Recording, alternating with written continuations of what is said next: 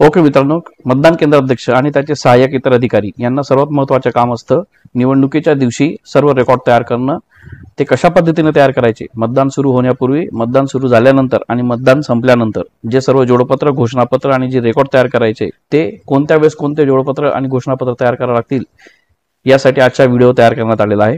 तर मित्रांनो, सर्वात अगोदर आपलं सकाळी काम असतं मॉक पोल करायचं, म्हणजे अभिरूप मतदान आपल्याला करायचं असतं आणि त्याचे प्रमाणपत्र तयार करायचं असतं. मॉक पोल सर्टिफिकेट, अभिरूप मतदान प्रमाणपत्र तयार करण्यापासून आपला फॉर्म भरण्याची सुरुवात होते. तर सर्वात अगोदर आपल्याला जोडपत्र 5 केंद्राध्यक्षाचा अहवाल भाग 1 अभिरूप मतदान प्रमाणपत्र तयार करायचं असतं. या ठिकाणी सर्व माहिती ऑलरेडी भरलेली असणार आहे, तिथं आपल्याला भरण्याची आवश्यकता नाही. त्यानंतर इतर अ भाग मध्ये सर्वात महत्वाचे आहे अभिरूप मतदान घेणे व त्यासाठी माहिती पडताळणी करणे. या ठिकाणी आपल्याला सर्व उमेदवारांची नावं ऑलरेडी प्रिंट होऊन येणार आहेत. त्यानंतर आपण किमान 50 मतं घ्यायचे, जास्तीत जास्त किती घेऊ शकतात. ओके, सर्व चिठ्ठ्यांची माहिती, सर्व सीयूची माहिती, आपल्याला किती किती कोणत्या मतदाराला कसे कसे मतदान झाले सर्व इथं लिहायचे. या संबंधी मी डिटेल व्हिडिओ तयार केलेला आहे, तो व्हिडिओ पहा. बघा मित्रांनो, प्रत्येक पॉईंट आपल्याला या व्हिडिओमध्ये घ्यायचा असेल तर प्रत्येक फॉर्म मी डिटेल डिस्क्राईब करू शकत नाही, कारण की 1-2 तास लागून जातील व्हिडिओ होण्यासाठी. या संदर्भामध्ये मी ऑलरेडी काही व्हिडिओ तयार केलेले आहेत, ते डिटेल आहेत. विपरीत परिस्थितीमध्ये सुद्धा तो फॉर्म कशा पद्धतीने भरायचा, अचानक वेगळी कंडिशन निर्माण झाली तर कशा पद्धतीने माहिती भरायची याची सुद्धा इन्फॉर्मेशन त्या व्हिडिओमध्ये दिलेली आहे. म्हणून आपण काही ठिकाणी ते व्हिडिओ पहा जिथं मी आपल्याला सांगणार आहे, आणि काही फॉर्मचे मी इथंच आपल्याला सांगेल कशा पद्धतीने भरायचे. ओके, तर अभिरूप मतदानासाठी स्क्रीनवर आपल्याला जो व्हिडिओ दिसत आहे त्याची लिंक डिस्क्रिप्शन बॉक्समध्ये दिलेली आहे, तिथे जाऊन आपण तो व्हिडिओ पहा. आपल्याला डिटेल इन्फॉर्मेशन भेटेल. मी प्रत्येक पॉईंट वाईज प्रत्यक्ष फॉर्म भरून दाखवलेला आहे. ओके, त्यानंतर इथं केंद्राध्यक्षाचा अहवाल भाग 2 आहे, नियंत्रण युनिट मधील बॅटरी बदलणे. इन केस परिस्थितीनुसार मतदान सुरू होण्या अगोदर, म्हणजे अभिरूप मतदान करण्याच्या वेळेस किंवा मतदान सुरू झाल्यानंतर आपल्याला नियंत्रण युनिट म्हणजे कंट्रोल युनिटची जर कधी बॅटरी बदलण्याची परिस्थिती निर्माण झाली तर अशा वेळेस हा फॉर्म भरायचा आहे. यात सर्वात अगोदर नेहमीप्रमाणे हा सर्व भाग ऑलरेडी प्रिंटेड असणार आहे, सर्व माहिती तिथे येईल. त्यानंतर इथं हा जो पहिला पॉईंट आहे आपल्याला अभिरूप मतदान, प्रत्यक्ष मतदान, नियंत्रण युनिटची बॅटरी बदलण्याच्या तपशील, या दोघांपैकी एक खोडायचं. जर कधी अभिरूप मतदान मध्ये असेल बॅटरी बदलण्याची प्रक्रिया तर प्रत्यक्ष मतदान हे आपल्याला खोडायचं, आणि प्रत्यक्ष मतदान मध्ये जर कधी बॅटरी बदलायची असेल तर अभिरूप मतदान हा पॉईंट खोडायचा. त्यानंतर पहिला पॉईंट नियंत्रण युनिटचा विशिष्ट ओळख क्रमांक, ज्या नियंत्रण युनिटची आपल्याला बॅटरी बदलली त्याचा आपल्याला सिरियल नंबर इथं लिहायचा आहे. त्यानंतर त्याचे कारण थोडक्यात लिहायचे की तुम्ही का बॅटरी बदलली. त्यानंतर मग ही सर्व प्रक्रिया करताना आपल्याला सर्व जे मतदान प्रतिनिधी त्यांचं नाव इथे लिहायचे, त्यांच्या पक्षाचं नाव लिहायचं, उमेदवाराचं नाव लिहायचं आणि त्यांच्या स्वाक्षरी घ्यायची, जेणेकरून ही सर्व प्रक्रिया त्यांच्या समोर झालेली. ओके, आणि या ठिकाणी केंद्राध्यक्षांची सही आपल्याला करायची. त्यानंतर अभिरूप मतदान दरम्यान जर कधी इलेक्ट्रॉनिक मतदान यंत्र किंवा व्हीव्हीपॅट यापैकी कोणतीही वस्तू जर कधी आपल्याला बदलायची असेल तर हा केंद्राध्यक्षांचा अहवाल भाग क्रमांक 4 हा आपल्याला भरणं गरजेचं आहे. त्यासाठी आपला वरचा भाग तो ऑलरेडी प्रिंट असणार आहे नेहमीप्रमाणे. त्यानंतर इथलं सर्वात महत्त्वाची गोष्ट, वापरण्यात आलेला इलेक्ट्रॉनिक मतदान यंत्र व्हीव्हीपॅटच्या तपशील जो आपल्याला चेंज करायचे त्याच्या तपशील आपल्याला इथे लिहायचा आहे. मग हा जो आपल्याला टेबल दिला, या टेबलमध्ये त्यांनी बघा इथं मतपत्रिका unit, ballot unit, C U unit आणि व्हीव्हीपॅट या तिघांचे आपल्याला इथं त्यांनी कॉलम दिलेले आहेत. त्या कॉलम मध्ये हे जे पॉइंट आहेत, आता बघा वितरणाच्या वेळी युनिटांची दिलेली विशिष्ट ओळख क्रमांक, म्हणजे आपल्याला जेव्हा साहित्य वाटप करण्यात आलं होतं त्यावेळेस त्यांचा जो क्रमांक होता तो इथे लिहायचा आहे. त्यानंतर अभिरूप मतदान दरम्यान बिघाड झालेला यंत्राच्या रकानात वाय अशी टिक करा. आता अभिरूप मतदान करत असताना समजा जर कधी कंट्रोल युनिट मध्ये काही बिघाड झाला असेल तर कंट्रोल युनिट मध्ये वाय टाईप करा किंवा लिहा, आणि व्हीव्हीपॅट मध्ये प्रॉब्लेम आला असेल तर व्हीव्हीपॅटला वाय करा. ओके, त्यानंतर बिघाडाचे कारण आपल्याला इथे लिहायचे संक्षेप मध्ये, आणि त्याचा संकेतांक आपल्याला जे निर्देश पुस्तिका देण्यात येईल किंवा केंद्राध्यक्षांचे जे मार्गदर्शक पुस्तिका देण्यात येईल किंवा जे आपल्याला साहित्य असेल त्यामध्ये आपल्याला त्या डॉक्युमेंटमध्ये आपल्याला निर्देश क्रमांक मिळतील. अभिरूप मतदान दरम्यान बदललेल्या यंत्राचा विशिष्ट ओळख क्रमांक, त्यानंतर मग जे यंत्र बदललं गेलं त्या यंत्राचा आपल्याला ओळख क्रमांक लिहायचा आहे. ओके, आणि इथं यंत्र बदलल्या क्षेत्रीय अधिकाऱ्याची स्वाक्षरी आपल्याला घ्यायची, कारण की जेव्हा आपण यंत्र बदलतो तेव्हा आपल्याला आपल्या वरचे म्हणजे झोनल किंवा निवडणूक निर्णय अधिकारी असतात त्यांना कळवावं लागतं, त्या अनुषंगाने आपण कारवाई करायची. त्यानंतर मग ही सर्व प्रक्रिया ज्या मतदार प्रतिनिधींसमोर झालेली आहे त्यांचं इथं नाव लिहायचं, त्यांच्या पक्षाचं नाव, उमेदवाराचं नाव आणि त्यांच्या स्वाक्षरी इथं घ्यायचं आणि केंद्राध्यक्षांची सही इथं येईल. ओके. त्यानंतर हे सर्व प्रक्रिया झाल्यानंतर आपल्याला आता मतदान सुरू करायचं असेल, बरोबर. CRC झालं, आपलं अभिरूप मतदान चाचणी व्यवस्थित झाली, आपण अभिरूप मतदान चाचणीचे जे सर्टिफिकेट होते ते आपण भरलं. ही सर्व प्रक्रिया झाल्यानंतर जेव्हा आपण मतदान सुरू केलं, सुरू झाल्यानंतर CUच्या डिस्प्लेवर जो आपला स्टार्ट टाइम दिसणार आहे, पोल स्टार्ट टाइम, त्याची नोंद घ्यायची एका कागदावर. ओके. त्यानंतर मतदाराची नोंदवही नमुना 17A मध्ये पहिला मतदार स्वाक्षरी करण्यापूर्वी मतदान जेव्हा सुरू करू, बरोबर, त्यानंतर पहिला जो आपल्याला मतदार येणार आहे मत नोंदणीसाठी, त्यावेळेस मतदान अधिकारी क्रमांक 2 यांच्याजवळ जी नोंदवही असते 17A फॉर्म, त्याच्यावर सर्वात अगोदर त्याची जी पहिली गोष्ट आहे तिथं प्रत्यक्ष मतदान सुरू होण्यापूर्वी मतदान यंत्रात 0 मते असल्याची खात्री करण्यात आली अशी ओळ लिहायची आहे. ओके. आणि त्यानंतर मग पुढं आपला सिरियल नंबर टाकून सर्व माहिती लिहिण्यास सुरुवात करायची. इथपर्यंत आलं लक्षात. त्यानंतर जोडपत्र 6 आपल्याला तिथं भरायचंय. घोषणापत्र आहे, म्हणजे आपल्याला मतदान सुरू होण्यापूर्वी केंद्राध्यक्षांना एक घोषणापत्र आहे, त्यांनी ते वाचून दाखवायचंय. या ठिकाणी लोकसभा, विधानसभा, आपला लोकसभेचा इथं अनुक्रमांक आणि नाव लिहायचंय. त्यानंतर मतदान केंद्राचं नाव आणि मतदानाचा दिनांक लिहायचा आहे. आणि मी याद्वारे घोषित करतो की ही सर्व माहिती आपण तिथं वाचून दाखवायची आहे आणि केंद्राध्यक्षांची स्वाक्षरी इथं झाल्यानंतर इथं जे आपले मतदार प्रतिनिधी आहेत त्यांचं नाव लिहायचंय आणि त्यांची सही घ्यायची आहे. ओके. त्यांच्या उमेदवाराचं नाव सुद्धा इथे आपल्याला लिहायचंय. त्यापैकी एखादा उमेदवार सही करायला नकार देत असेल तर काही काळजी करायची नाही, त्या उमेदवाराचं नाव फक्त केंद्राध्यक्षांनी या ओळीमध्ये इथं लिहायचंय की सदर प्रतिनिधी हा सही करण्यास नकार देते, म्हणून त्याच्या इथं नाव आपण लिहायचं. ओके. एवढी माहिती लिहिल्यानंतर इथं परत केंद्राध्यक्षांनी स्वाक्षरी करायची. त्यानंतर आपण मगाशी पाहिलं होतं की अभिरूप मतदान करताना आपण यंत्र बदललं असेल तर त्यावेळेस सुद्धा आपल्याला तो फॉर्म भरायचा आहे आणि हे घोषणापत्र सुद्धा आपल्याला भरावं लागेल. म्हणजे जोडपत्र भाग 2 कोणतेही पर्यायी मतदान यंत्र वापरल्यास त्यावेळी केंद्राध्यक्षाद्वारे केले जाणारे घोषणापत्र. ओके. मग अशा वेळेस इथं आपल्याला सर्व माहिती लिहायची आहे. लोकसभा क्रमांक, मतदार केंद्राचे नाव, अनुक्रमांक, दिनांक आणि ही जी माहिती ही आपल्याला केंद्राध्यक्षांना तिथे वाचून दाखवायची, सर्वांना समजून सांगायची. ओके. त्यानंतर इथं केंद्राध्यक्षांची स्वाक्षरी आणि नेहमीप्रमाणे मतदार प्रतिनिधी यांच्या स्वाक्षऱ्या घ्यायच्या. ते जे उमेदवाराकडून आले असेल त्या उमेदवारांची नावं आणि इथं ज्यांनी स्वाक्षरी दिली नाही त्यांचे केंद्राध्यक्ष या ठिकाणी नावं लिहितील. ओके. या पद्धतीने आपल्याला ही सर्व माहिती भरायची. त्यानंतर महत्वाची गोष्ट म्हणजे जोडपत्र 7. सर्वात महत्वाची गोष्ट आहे मतदान केंद्राध्यक्ष अधिकारीसाठी केंद्राध्यक्षांची दैनंदिनी प्रिसाइडिंग ऑफिसर डायरी. तर या डायरीमध्ये आपलं सकाळपासून सायंकाळपर्यंत जी काही कारवाई आपण करणार आहे किंवा जे काही घटना होणार ते सर्व आपल्याला या डायरीमध्ये लिहायचे. ही डायरी सर्वात महत्वाची आहे. याचा प्रत्येक पॉइंट मी डिटेल माहिती या व्हिडिओमध्ये दिलेली आहे. आपण नक्की एक वेळेस तरी हा व्हिडिओ पहा मित्रांनो. यात मी ऐन वेळेस मशीन बंद पडले तर सुद्धा कशी पद्धतीने या दैनंदिनीमध्ये माहिती भरायची ते सुद्धा आपण इथं मेन्शन केलेलं आहे. ओके. प्रत्येक पॉइंट, एकही पॉइंट न सोडता प्रत्येक पॉइंटवर मी प्रत्यक्ष फॉर्म भरून दाखवलेला आहे या व्हिडिओमध्ये. ओके. त्यानंतर मतदान सुरू झाल्यानंतर जोडपत्र 14 हे आपल्याला एक घोषणापत्र आहे.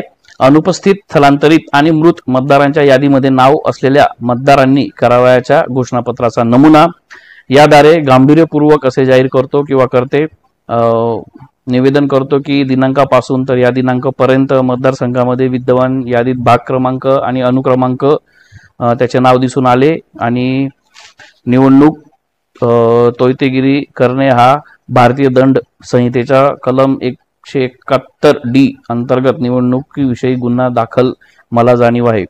थोडक्यात म्हणजे आपल्या बूथवर अशा प्रकारचं मतदान करायला कोणी आलं किंवा असं प्रकारचं मतदान झालं तर या पद्धतीचे घोषणापत्र आपल्याला भरून घ्यायचं आहे. ओके. या ठिकाणी मतदाराची स्वाक्षरी लिहायची आहे आणि त्याचा भाग क्रमांक, यादी क्रमांक हे पत्र त्यांना वाचून दाखवायचं वाटलं तर. ओके. आणि त्यानंतर मग मतदान केंद्राध्यक्षाची इथं सही घ्यायची आणि इथं मतदार केंद्राचे नाव आणि क्रमांक आपल्याला लिहायचा आहे. या पद्धतीचं झालं तर, नाहीतर आपल्याला हे निरंक भरून दिलं तरी चालेल. त्यानंतर केंद्राध्यक्षांना जोडपत्र 12, जोडपत्र 11, जोडपत्र 12 आणि जोडपत्र 13 हे 3 जोडपत्र सुद्धा भरून द्यायचे. जोडपत्र 11 मतदान प्रतिनिधी, कार्यमोचक प्रतिनिधी यांचे येण्या जाण्याचे नोंदपत्रक आपल्याला हे इथं ठेवायचे. या ठिकाणी सर्व माहिती सोपी, उमेदवाराचे नाव, राजकीय पक्षाचे नाव, त्याच्या प्रवेशाची वेळ, स्वाक्षरी, थोडक्यात माहिती. त्यानंतर जोडपत्र 12 प्रवेशपत्राचा नमुना. प्रवेशपत्र कोणाचं? मतदार प्रतिनिधी यांना जो आपण प्रवेश देणार आहे त्यांचे हे प्रवेशपत्राचा नमुना आहे. हा नमुना आपल्याला भरून द्यायचे. इथं विधानसभा मतदारसंघाचे नाव, त्यांचा क्रमांक, तो जो उमेदवार असेल त्या उमेदवाराचं इथं नाव, मतदान प्रतिनिधीचे नाव आणि कार्य विमोचक प्रतिनिधीचे नाव कोणी असल्यास, नसेल तर इथं डॅश करून द्यायचं. ओके. आणि इथं या ठिकाणी आपण सिग्नेचर करायचं. त्यानंतर जोडपत्र 13 मतदार प्रतिनिधी असतात त्यांना देण्यात आलेला प्रवेशपत्रांचा हिशोब, म्हणजे एकूण आपल्या बूथवर आपण किती मतदार प्रतिनिधी यांना प्रवेशपत्र दिलेले आहेत त्यांचा हिशोब आपल्याला या जोडपत्र 13 मध्ये ठेवायचा आहे. विधानसभा क्रमांक, त्याचं नाव, केंद्राचं नाव, मतदार केंद्राचं नाव, निवडणूक लढवणाऱ्या उमेदवारांची एकूण संख्या, मतदान साहित्यासह प्राप्त प्रवेशपत्रांची संख्या, आपल्याला किती प्रवेशपत्र प्राप्त झालेले आहेत ते इथं लिहायचे. आणि त्यापैकी मतदार प्रतिनिधींना आपण किती दिलेले आहेत इथं उमेदवारांचं नाव लिहायचं. प्रवेश देण्यात आले आहे किंवा कसे ते इतर माहिती इथे लिहायची.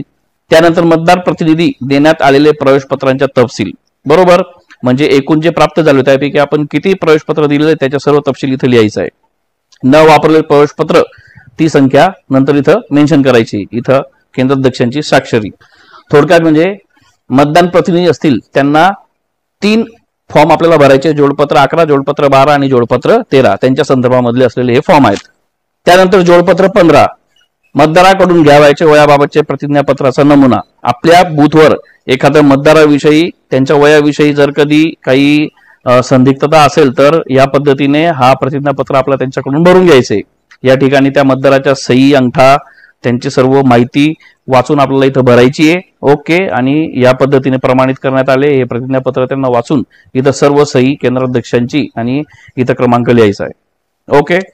आपल्या बूथवर जर कधी मतदान सुरू झाल्यापासून तर मतदान संपेपर्यंत जोडपत्र 15 आपण जे आता पाहिलं वरचं मतदारांकडून घ्यावयाचे वयाबाबतचे प्रतिज्ञापत्र नमुना, हे आपल्या बूथवर 3 का 4 वेळेस झालं असेल किंवा 2 वेळेस झालं असेल किंवा 1 वेळेस झालं असेल तर ती आपल्याला या जोडपत्र 16 मध्ये यादी तयार करायची. ओके. या ठिकाणी मतदारसंघाचं नाव, त्याचा क्रमांक लिहायचा. त्यानंतर समजा आपल्या बूथवर 2 व्यक्ती असतील की ज्यांचे वयाबाबत आपण प्रतिज्ञापत्र लिहून घेतले तर त्यांची सर्व इथं माहिती लिहायची. त्या मतदारांचे नाव, मतदारांची यादी, भाग क्रमांक आणि अनुक्रमांक सुद्धा इथे लिहायचा आहे. ओके. त्यानंतर मतदार यादीमध्ये त्याचं वय काय होतं ते इथे लिहायचे. मतदान केंद्राध्यक्षांचा अंदाजाप्रमाणे त्याचं वय, समजा एखादा मतदार आला असेल आणि तो 18 वर्षापेक्षा का लहान वाटत असेल किंवा काही वयासंबंधी खूप कमी वाटत असेल त्याचं वय, तर मग त्या अनुषंगाने ही माहिती भरायची आहे. ही माहिती नसेल तर आपण सदर माहिती आपण निरंक म्हणून सुद्धा लिहू शकतो. ओके. त्यानंतर त्याच जोडपत्राचा भाग 2 ज्या मतदारांची स्वतः वयाच्या संदर्भात प्रतिज्ञापत्र देण्यास नाकारलेले त्या मतदारांची यादी. आता असं असू शकतं की मतदान करण्यासाठी आला आणि त्याने जी 2 व्यक्ती होते त्यापैकी एका व्यक्तीने नाकारलं, मला प्रतिज्ञापत्र लिहून द्यायचं नाही, त्यावेळेस या पद्धतीने भाग 2 मध्ये त्याचं नाव लिहायचे आणि तीच माहिती आपल्याला परत इथं रिपीट करायची. जोडपत्र 17 एक प्रतिज्ञापत्र आहे. आता हे बी एक महत्वाचं आहे मित्रांनो. नियम 49 MA मतदाराने चाचणी मत करण्यापूर्वी भरायचे प्रतिज्ञापत्राचा नमुना. आता हा प्रकार काय आहे? चाचणी मत हा प्रकार आहे. चाचणी मत म्हणजे काय तर एखादी व्यक्ती आपल्या बूथवर आली आणि त्यांनी मतदान केले. मतदान केल्यानंतर त्यांनी ज्या उमेदवाराला मतदान केले त्या उमेदवाराची चिठ्ठी न पडता व्हीव्हीपॅट मध्ये दुसऱ्या उमेदवाराची चिठ्ठी, नाव किंवा चिन्ह पडलं असं त्यांनी सांगितलं आणि त्यांनी ठामपणे असं मत व्यक्त केलं की अशा वेळेस केंद्राध्यक्ष यांनी आपले सहाय्यक अधिकारी आणि आपले प्रतिनिधी यांच्या समोर हे प्रतिज्ञापत्र भरून घ्यायचं असतं. हे प्रतिज्ञापत्र त्यांना वाचून सांगायचं. त्यानंतर हे सर्व भरल्यानंतर त्या मतदाराची सही घ्यायची, मतदाराचे नाव, आई वडिलांचे नाव, त्याचा यादी भाग क्रमांक सुद्धा लिहायचा, अनुक्रमांक लिहायचा आणि मतदार नोंदवही मधला अनुक्रमांक सुद्धा लिहायचा. आणि अशा व्यक्तीला त्यावेळेस मग केंद्राध्यक्ष काय करतात, सर्वांसमोर त्यांनी अगोदर ज्या व्यक्तीला मतदान केलं होतं ते परत त्याला मतदान करायला लावतात आणि त्यावेळेस ते पाहतात. जर कधी सदर व्यक्ती बरोबर म्हणत असेल तर अशा वेळेस केंद्राध्यक्षांनी म्हणजे चुकीची चिठ्ठी पडली असेल खरंच तर निवडणूक निर्णय अधिकारी किंवा झोनल यांना तात्काळ संपर्क करावा आणि पुढील कारवाई त्यांना सांगितल्याप्रमाणे करावी. नोंदवलेल्या मतांचा हिशोब किंवा दैनंदिनी यात आपल्याला ती नोंद करायची असते. ओके. त्यानंतर जोडपत्र 18 अंध व दिव्यांग हे जे मतदार असतात यांच्यासोबत जे मतदान करण्यासाठी आले असतात त्यांच्यासाठी हे प्रतिज्ञापत्र आहे. तर एक लक्षात घ्या, अंध व अपंग व्यक्ती जे मशीन पाहू शकत नाही किंवा जे मशीन पर्यंत पोहोचू शकत नाही त्यांना मतदान करण्यासाठी ते अक्षम असतात, अशा व्यक्तींसोबत एक व्यक्ती मतदान करण्यासाठी जाते. त्यावेळेस सदर व्यक्तीची सर्व माहिती इथं भरायची. आता बघा, मतदारसंघाचे नाव क्रमांक लिहायचे, त्यानंतर सदर व्यक्तीचे नाव, त्याच्या वडिलांचे नाव, तो कुठं राहत असेल ते लिहायचे. त्यानंतर आज दिनांक ज्या दिवशी मतदान असेल रोजी मी कोणत्याही मतदान केंद्रावर दुसऱ्या कोणत्याही मतदारासोबत म्हणून सोबती म्हणून काम केलेलं नाही. सोबतीचे नियम असतात, तो 18 वर्षाचा वरील असला पाहिजे. एका दिवसामध्ये एकच वेळेस एक व्यक्ती सोबती म्हणून काम करू शकतो. ओके मित्रांनो, आपण एका वहीवर लिहून घ्या की कोणते जोडपत्र कोणत्या वेळेस आपल्याला भरायचे. ओके. त्यानंतर जोडपत्र 19 पावती पुस्तक. आता आपले जे मतदार प्रतिनिधी असतात त्यांनी जर कधी एखाद्या व्यक्तीवर आक्षेप घेतला की सदर व्यक्ती हा नाही दुसरा असेल किंवा जे मतदान करण्यासाठी आले सदर व्यक्ती हे नाहीत अशा पद्धतीने आक्षेप असेल तर सदर प्रतिनिधी करून ही पावती भरून घ्यावी लागते. केंद्राध्यक्षांनी सखोल चौकशी करायची आणि त्यानंतर ती व्यक्ती ज्या नावावर मतदान करण्यासाठी आलेली ते खरं आहे किंवा खोटं आहे हे आपल्याला तपासून पाहायचं असतं. त्यावेळेस ही पावती भरावी लागते.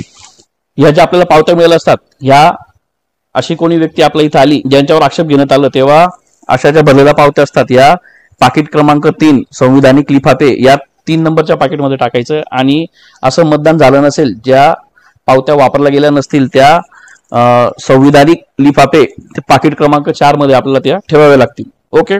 त्यानंतर एक प्रकार असतो म्हणजे प्रत मतपत्रिकेचा वापर करून जे मतदान होतं बूथवर. आता मित्रांनो, एखादी व्यक्ती आपल्या बूथवर आली आणि त्यांच्या नावावर ऑलरेडी कोणीतरी मतदान करून गेलं असेल, मग अशा वेळेस सदर व्यक्ती म्हणेल की मी अजून मतदान केलेलं नाही आणि माझ्या नावावर कोणीतरी दुसरे व्यक्ती मतदान करून गेलेले आहे. हे जेव्हा सिद्ध होईल तेव्हा सदर जे व्यक्ती असतात त्यांच्या मतदानाचा अधिकार त्यांना वापरण्याला आपला द्यावा लागतो, म्हणजे तो डावलता येत नाही. मग अशा परिस्थितीमध्ये केंद्राध्यक्ष यांनी आपल्यासोबत ज्या प्रत मतपत्रिका मिळाल्या असतात या 20 असतात, त्यापैकी प्रथम व्यक्ती आला असेल या मतदान प्रकारात तर प्रथम पावती द्यावी. 2 व्यक्ती आले असेल तर त्यांना पहिल्या 2 पावत्या द्यावा. ओके. सिरियल नंबरनुसार द्या. त्यानंतर मित्रांनो जोडपत्र 20 पोलीस ठाणे अधिकाऱ्यास पाठवायचे तक्रारपत्र. आपल्या बूथवर मतदान सुरू झाल्यापासून आणि मतदान संपेपर्यंत मध्ये जर कधी काही विचित्र प्रकार झाला किंवा नियमभंग झाले किंवा एखादी व्यक्ती चुकीच्या नावाने मतदान करण्यासाठी असे जे प्रकार आपल्या इथं घडतात त्यावेळेस केंद्राध्यक्षांनी त्याची नोंद दैनंदिनीमध्ये घेतली असेल तर पोलीस ठाण्यामध्ये आपल्याला तक्रार द्यायची असेल तर ह्या जोडपत्राचा आपल्याला वापर करावा लागेल. त्यावेळेस इथं सर्व माहिती आपल्याला भरायची आहे आणि केंद्राध्यक्षाची सिग्नेचर करून पत्र तयार करायचे. त्यानंतर जोडपत्र 5 भाग 3 मतदान प्रक्रिया पूर्ण झाल्यानंतर क्लोज बटन दाबणे. या ठिकाणी सर्व माहिती ऑलरेडी भरलेली असणार आहे आणि खालच्या बाजूला आपल्याला याद्वारे असे प्रमाणित करण्यात येते की मी मतदार प्रक्रिया पूर्ण झाल्यानंतर खालील उपस्थितांच्या समक्ष नियंत्रण युनिटचे बटन क्लोज बटन दाबलेले आहे. इथं तिन्ही मतदान अधिकाऱ्यांच्या स्वाक्षऱ्या, नाव, त्यानंतर मतदान प्रतिनिधी जेवढे असतील तेवढे मतदान प्रतिनिधींचं नाव लिहा, त्यांच्या पक्षाचं नाव, उमेदवाराचं नाव आणि त्यांच्या सुद्धा स्वाक्षरी इथं आपल्याला घ्यायचं आहे. त्यानंतर शेवटी आपला केंद्राध्यक्ष हे सही करणार आहेत. त्यानंतर जोडपत्र 6 भाग 3 ते घोषणापत्र येते इथं आपल्याला पूर्ण करायचे. मतदान प्रक्रिया समाप्त होण्याच्या वेळी करावयाचे घोषणापत्र इथं केंद्रप्रमुखांनी याचे वाचन करून दाखवायचे. मी मतदान प्रक्रिया समाप्त होण्याच्या वेळी मतदान केंद्रात उपस्थित असणाऱ्या यामध्ये खाली स्वाक्षरी करणारा मतदान प्रतिनिधी निवडणूक घेण्याबाबतचे नियम प्रमाणे सर्व नोंदवलेल्या मतांच्या हिशोब भाग 1 मधील प्रत्येक नोंदीची साक्षांकित प्रत सुपूर्द केली आहे. हे महत्वाचे मित्रांनो. इथं बघा, इथं केंद्राध्यक्षांची सिग्नेचर येईल, इथं वेळ आणि दिनांक येईल. ओके. या अगोदर इथले नोंदवलेल्या मतांच्या हिशोबाची नोंदणी साक्षांकित प्रत मिळाली. आपल्याला नोंदवलेल्या मतांचा हिशोब मतदान संपल्यानंतर करायचा आहे, तो सर्वात महत्वाचा आहे तोही. त्यानंतर दुसरी महत्वाची गोष्ट, जेवढे मतदार प्रतिनिधी असतील तेव्हा प्रत्येक मतदान प्रतिनिधीला आपल्याला एक साक्षांकित प्रत द्यायची. ते नाही म्हणाले तरी सुद्धा त्यांना द्यायची आहे अशा सूचना देण्यात आलेल्या आहेत. म्हणून स्वतःहून 17C चा भाग 1 ही एक प्रत त्यांना द्या. ओके. आणि ती मिळाली म्हणून सर्व जे प्रतिनिधी असतात त्यांचे नाव, त्यांची सिग्नेचर इथं घ्यायची आपल्याला. त्यानंतर भाग 4 मतदान यंत्र मोहरबंद केल्यानंतरचे घोषणापत्र. त्यानंतर आपल्याला क्लोज बटन दाबल्यानंतर पुढची प्रक्रिया काय करायची असते, सर्व जे यंत्र असतात ते आपल्याला मोहर बंद करायचे असतात, म्हणजे सील करायचे असतात। सील केल्यानंतर मी मतदान यंत्रांची मतदान युनिटे नियंत्रण युनिटे वाहून नेण्याच्या पेटीवर माझी मोहर उमटवली आहे आणि मतदान प्रक्रिया समाप्त होण्याच्या वेळी मतदान केंद्रात उपस्थित असणाऱ्या मतदान प्रतिनिधींना त्यांची मोहर उमटवण्याची परवानगी दिली आहे। या पद्धतीने हा फॉर्म आपल्याला भरायचा आहे। बाकी सर्व माहिती वरील प्रमाणे आहे, ती पूर्ण करा। त्यानंतर 17 क जोडपत्र 8 हे महत्वाचं आहे मित्रांनो। जी माहिती असेल, जी फिक्स माहिती असेल, जी बदलत नाही ती अगोदर भरून घ्या। त्यानंतर सायंकाळी आपल्याला जोडपत्र 8 नोंदवलेल्या मतांचा हिशोब भरायचा आहे। या ठिकाणी आपल्याला इथं महाराष्ट्र लिहावं लागेल। त्यानंतर नियंत्रण युनिट, मतदान युनिट आणि व्हीव्हीपॅट यांचे आपला सिरियल नंबर इथं लिहायचे आणि इथं बघा हे जे सर्व पॉईंट दिले त्या सर्व पॉईंट नुसार आपल्याला इथं सर्व माहिती भरायची। याचा सुद्धा डिटेल व्हिडिओ प्रत्येक पॉईंट कसा भरून दाखवायचा, चाचणी मत आपल्या इथं झाले असेल तर बघा चाचणी मत झाल्यानंतर ते उमेदवारांचं अनुक्रमांक इथे लिहायचा असतो आणि त्या उमेदवारांचं इथे जी माहिती भरायची असते ती कशा पद्धतीने भरायची त्यासाठी हा व्हिडिओ आहे। हा व्हिडिओ डिटेल पहा। याचा प्रत्येक पॉईंट मी प्रत्यक्ष फॉर्म भरून दाखवलेला आहे, कशा पद्धतीने भरायचा, चाचणी मत झालं असेल तर कशा पद्धतीने भरायचा। या पद्धतीने आपण मतदान सुरू झाल्यापासून तर मतदान संपेपर्यंत सर्व प्रमाणपत्र जोडपत्र मी आपल्याला दाखवले ते कधी वापरायचे ते सुद्धा सांगितलं। ओके मित्रांनो, यात काही घोषणापत्र आहेत ते मतदान सुरू होण्या अगोदर करायचे आहेत, काही घोषणापत्र मतदान संपल्यानंतर करायचे आहेत। ही सर्व माहिती आपण पूर्वतयारी म्हणून त्याचा वापर करू शकतात। आणखी व्हिडिओ येतील, चॅनलला सबस्क्राईब करून घ्या, बेल आयकॉन प्रेस करा। यात पूर्ण व्हिडिओमध्ये काही भाग कदाचित नजर चुकीने राहिला असेल तर तो आपण आपल्या स्तरावर तशी माहिती कॉमेंटमध्ये लिहा। ओके, आणि हा व्हिडिओ जास्तीत जास्त लोकांपर्यंत पोहोचवा। उद्देश आहे फक्त की सकाळपासून तर सायंकाळपर्यंत मतदानाच्या दिवशी कोणकोणते फॉर्म, कोणकोणते अहवाल घोषणापत्र केंद्राध्यक्षांना तयार करायचे असतात त्याची एक जुजबी ओळख आपल्याला होईल। ओके, भेटूया पुढच्या व्हिडिओमध्ये, तोपर्यंत टेक केअर आणि गुड बाय।